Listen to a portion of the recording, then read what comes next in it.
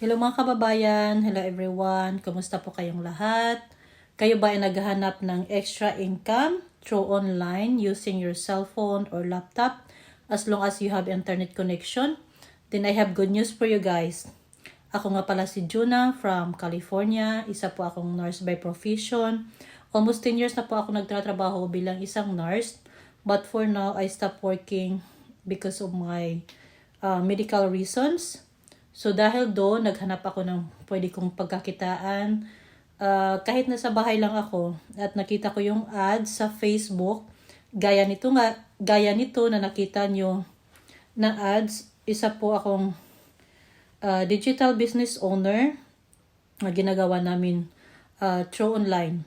Madali lang to guys. You can do it anytime, anywhere, using your cell phone as long as you have Wi-Fi connections. At you can do it at your own time, at your own time frame.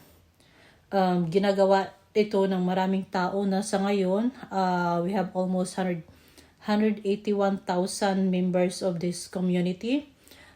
Because of this amazing community, ang daming ang daming sumasali dahil proven and tested po yung system namin. At marami na pong nabago ang buhay dahil dito. Naging successful na po yung maraming ka-members na po namin na naging successful na. Yung iba, hindi na sila nagtratrabaho ng full-time. Part-time na lang yung iba. At yung iba naman nag-retire na sa work nila dahil nga itong business na to nakapag-sustain na po sa financial nila. Naging debt-free na po sila, naging stable na po yung financial nila at nakapag-travel kahit saan at kasama ang pamilya. Kaya guys, kung gusto nyong sumali, mag-register po kayo sa www.junabliss.com. Doon malalaman nyo kung paano namin ginagawa ang business na ito. At meron po kami mga coaches at mentors na pwede kayong i-guide. Madali lang to guys, kahit hindi kayo tech savvy, pwede nyong gawin.